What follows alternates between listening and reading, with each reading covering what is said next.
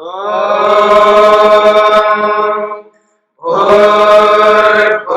स्वः तत्सवितुर्वरेण्यं भर्गो देवस्य धीमहि धियो यो नः प्रचोदयात्।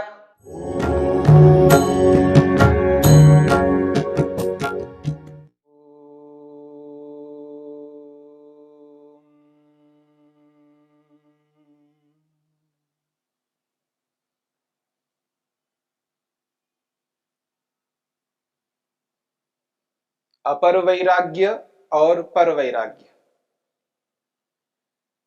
इन दोनों प्रकार के वैराग्यों को जिस योगाभ्यासी ने प्राप्त किया, ऐसे योगाभ्यासी को कुछ अनुभूतियां होती हैं, जिन अनुभूतियों को करता हुआ योगाभ्यासी स्वयं को दुखों से मुक्त रहित एहसास करता है, अनुभव करता है, और इसके साथ में संसार के समस्त प्राणी मात्र के दुखों को दूर करने का प्रयास यत्न करता है। जब व्यक्ति को पर वैराग्य हो जाता है, उस स्थिति में पहली अनुभूति करता है प्राप्तम प्रापणीयम। जो पाना था इस संसार में पा लिया, अब पाने योग्य कुछ भी नहीं रहा, पहली अनुभूति। दूसरी अनुभूति है क्षीणाः क्षेतव्याः क्लेशाः। जो क्लेश हैं, जो दोष हैं, उन समस्त दोषों को क्षीण कर दिया, नष्ट कर दिया है। काम, क्रोध, लोभ, मोह, ईर्ष्या, अहंकार, ये सब मलिनता है, दोष हैं, जिनको योग की भाषा में अविद्या, अस्मिता, राग, द्वेष, अभिनिवेश के नाम से कहा है। इन सारे दोषों को क्षीण कर देता है, नष्ट कर देता है, समाप्त करता है। यानी उस व्यक्ति में अविद्या नहीं रहेगी। अविद्या नहीं रहती है, उसके जीवन में अविद्या का कोई स्थान नहीं है। सारी अविद्या को समाप्त कर देता है, नष्ट कर देता है। यह दूसरी अनुभूति है। तीसरी अनुभूति है छिन्नः श्लिष्टपर्वा। छिन्नः श्लिष्टपर्वा भव संक्रमः। ये जो भव संक्रम है, संसार में बार बार आना और संसार से बार बार जाना, यानी बार बार जन्म लेना और बार बार मृत्यु को प्राप्त करना। जन्म मरण रूपी जो चक्र है, एक साइकिल है।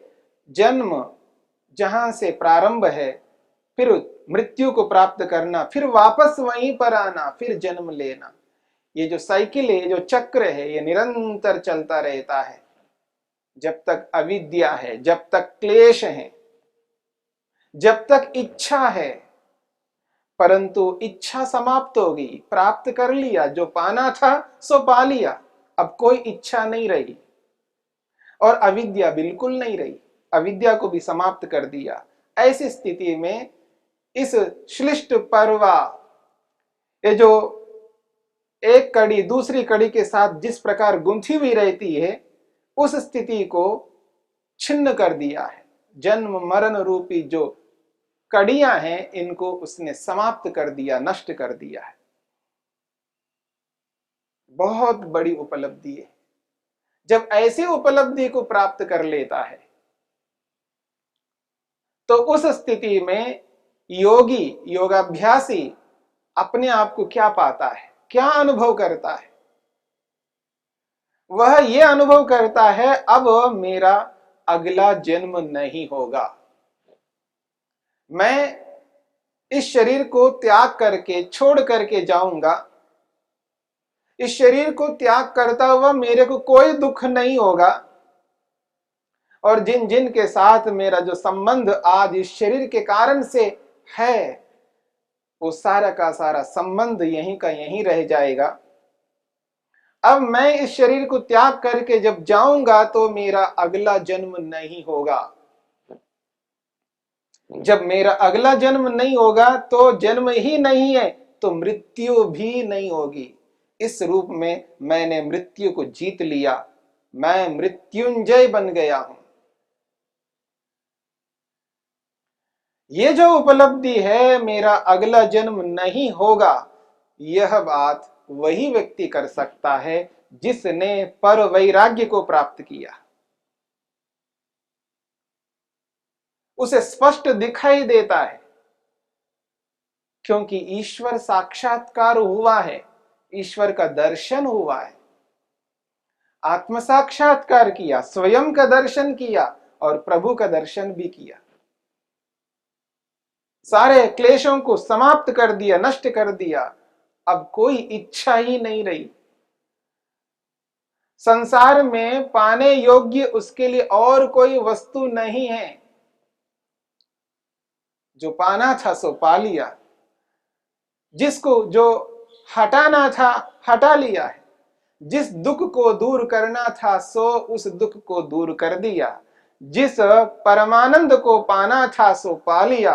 अब पाने योग्य ना और कुछ बचा है, त्याग करने योग्य कुछ और बचा है। सब कुछ किया मैंने।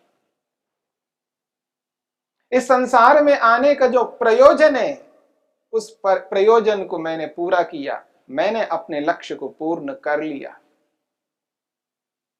जो मेरा उद्देश्य है उसको मैंने पाया, इसलिए मेरा अगला जन्म नहीं होगा। महर्षि वेदव्यास लिखते हैं, यस्य अविच्छेदात् जनित्वा म्रियते मृत्वा च जायते इति।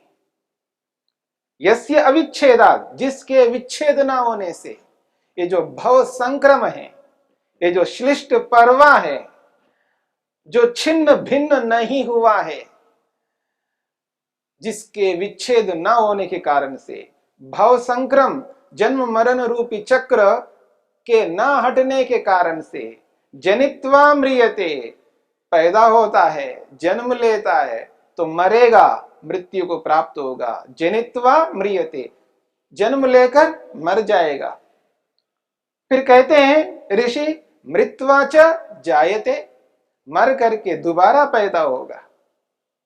यस्य अविच्छेदात्, जिस जन्म मरण रूपी चक्र के न हटने से, उसके विच्छेद न होने के कारण से, उस चक्र के लगातार बनाए रहने के कारण से जनित्वा म्रियते, जन्म लेगा, अवश्य लेगा, और जन्म लेगा तो म्रियते, अवश्य मरेगा। मृत्वा च जायते, मर करके फिर पैदा होगा। और ये सिलसिला, ये क्रम निरंतर चलता रहेगा।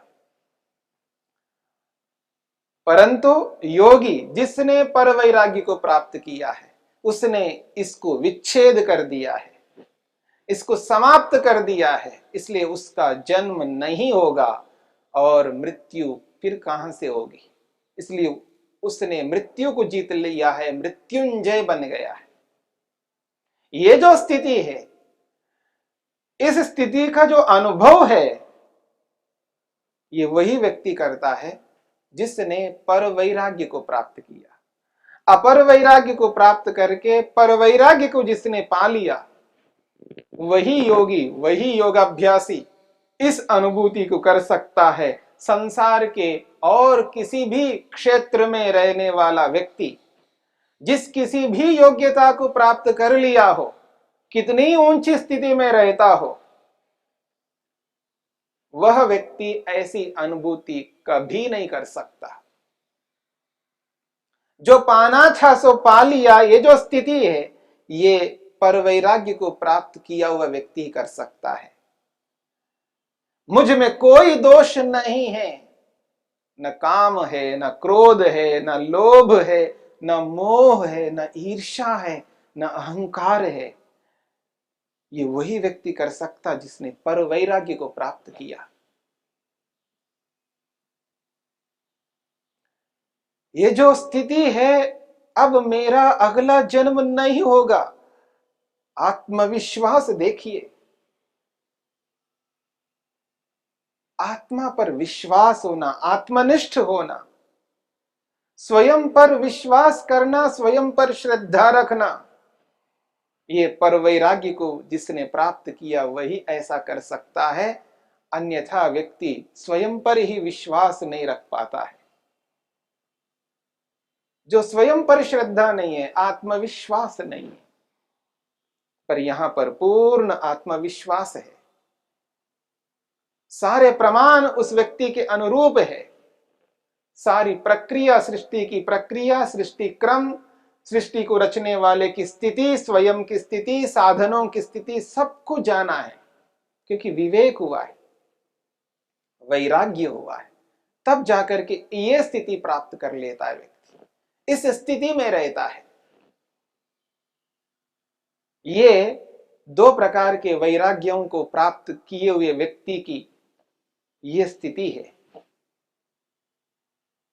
अब जो इन दोनों सूत्रों में, 15वें सूत्र में और 16वें सूत्र में जो बातें कही, 15वें सूत्र में अपर वैराग्य की बात, 16वें सूत्र में पर वैराग्य की बात। ये जो वैराग्य है ये विवेक के आधार पर होता है, और विवेक का अर्थ आपके सामने आ गया है, यथार्थ ज्ञान। जो वस्तु जैसी है उसको वैसा ही जानना, और सत्व पुरुष अन्यथा ख्याति कहा है। सत्व यानी जड़ पदार्थ, नॉन लिविंग थिंग, और पुरुष चेतन पदार्थ, लिविंग थिंग, इन दोनों को पृथक पृथक समझना ही विवेक कहा गया था। और विवेक कहते हैं यथार्थ ज्ञान को। और महर्षि वेद व्यास ने इस ज्ञान को ही, इस यथार्थता को ही वैराग्य कहा है, यानी ज्ञान को ही वैराग्य कहा है। वो लिखते हैं महर्षि वेद व्यास, ज्ञानस्यैव पराकाष्ठा वैराग्यम। वो कहते हैं ज्ञानस्य एव पराकाष्ठा। पराकाष्ठा कहते हैं अंतिम सीमा को, अंतिम परिधि को, यानी उसके बाद और कुछ नहीं है। किसी वस्तु के विषय में जो ज्ञान होगा और उस ज्ञान के बाद में और कुछ ज्ञान बचा हुआ नहीं है, जिसको हम पूर्ण ज्ञान कहते हैं। उस विषय में, उस वस्तु के विषय में जितनी जानकारी मनुष्य को होनी चाहिए, उतनी पूरी जानकारी जब हो जाती है, उस पूरी जानकारी को यहां पर वैराग्य कहा है। और इस पूरी जानकारी से पहले जो सामान्य जानकारी है उसको विवेक कहा है। यानी सामान्य ज्ञान पूर्ण ज्ञान का कारण बनता है। इस बात को समझने का प्रयत्न करना है। वस्तु का जो सामान्य ज्ञान है, वह सामान्य ज्ञान उस वस्तु के पूर्ण ज्ञान का कारण बनता है। महर्षि स्वामी दयानंद सरस्वती जी ने अपने ग्रंथों में स्थान स्थान पर लिखते हैं, पूर्ण विद्या, पूर्ण विद्वान होना चाहिए। इसका जो अभिप्राय है कि पूर्ण विद्या, पूर्ण विद्वान होना, दुनिया में, संसार में जितना भी ज्ञान है उस पूरे ज्ञान को पाले तब पूर्ण विद्या हो, तब पूर्ण विद्वान हो, ऐसा नहीं कहना चाहते। महर्षि स्वामी दयानंद ये कहना चाहते हैं, जिस विषय में हमें ज्ञान है, जिस वस्तु के बारे में जो जानकारी है, वो जानकारी पूर्ण होनी चाहिए। और वो वस्तु अपने जीवन को सुख देने वाली हो, स्वयं को सुख देने वाली हो और व्यक्ति के दुखों को दूर करने वाली वस्तु हो। वस्तु सुखदाई या दुखदाई हुआ करती है, और जिस वस्तु के बारे में ज्ञान है तो वो ज्ञान हमें सुख देने वाला हो, यानी उस वस्तु से हमें सुख मिले, दुख ना मिले। यदि वो वस्तु दुखदाई है तो उसका ज्ञान पूरा है तो उस वस्तु से हम हट जाएंगे, और वो वस्तु सुखदाई है तो उस वस्तु के साथ युक्त हो जाएंगे। तो ये जो ज्ञान है, ये ज्ञान पूर्ण हो, यानी उस वस्तु के बारे में पूरी जानकारी हो। जब उस वस्तु के बारे में पूर्ण ज्ञान होता है तो वो वस्तु मेरे लिए सुखदाई अथवा दुखदाई हो सकती है।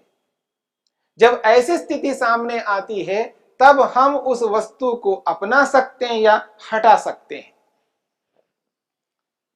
और लक्ष्य में जो जो पदार्थ साधन के रूप में आते हैं, लक्ष्य की सिद्धि में जो जो पदार्थ सहयोगी हैं, जो लक्ष्य को प्राप्त कराने वाले हैं, उन पदार्थों को पूर्ण रूप से जानना है, जिनको जाने बिना लक्ष्य की प्राप्ति नहीं हो सकती है, उद्देश्य पूर्ण नहीं हो सकता। उन पदार्थों को पूरा जानना है, कुछ बचा नहीं रहे। जो विषय उस व्यक्ति का नहीं है, जिस विषय को अपनाए बिना उसके लक्ष्य की पूर्ति हो रही है, उस विषय का ज्ञान हो या ना हो कोई अंतर आने वाला नहीं है। हाँ, यदि उस वस्तु के बारे में सामान्य ज्ञान है तो कोई आपत्ति नहीं है। यदि उस वस्तु के विषय में सामान्य ज्ञान भी ना हो तो भी कोई आपत्ति नहीं है, क्योंकि उसके लक्ष्य में वो बाधक नहीं है और उसके लक्ष्य में वो साधक भी नहीं है। वैसे संसार में न जाने कितना ज्ञान है, वो सारा का सारा ज्ञान एक व्यक्ति प्राप्त नहीं कर सकता। और पूर्ण विद्या का अर्थ वो सारा का सारा ज्ञान नहीं है, वो सारी विद्या नहीं है। लक्ष्य की प्राप्ति में जितना ज्ञान आवश्यक है वो ज्ञान पूरा हो, पूर्ण हो, यह है पूर्ण ज्ञान। तो जो जो वस्तु उसके सामने आती है और वो वस्तु उस व्यक्ति के लक्ष्य का साधक है, साधन है, तो उस वस्तु के बारे में पूरा जानना होगा। उसी को पूर्ण विद्या कहते हैं, पूर्ण ज्ञान कहते हैं, और उस पूर्ण ज्ञान को ही वैराग्य कहा है।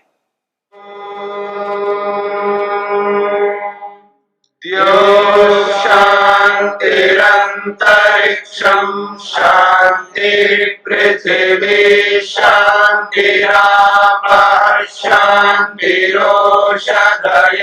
शांतिः वनस्पतयः शांतिर्विश्वे देवाः शांतिर्ब्रह्म शांति सर्वं शांति शांतिरेव शांति क्षमा शांतिरेधि। ओम शांति शांति शांति।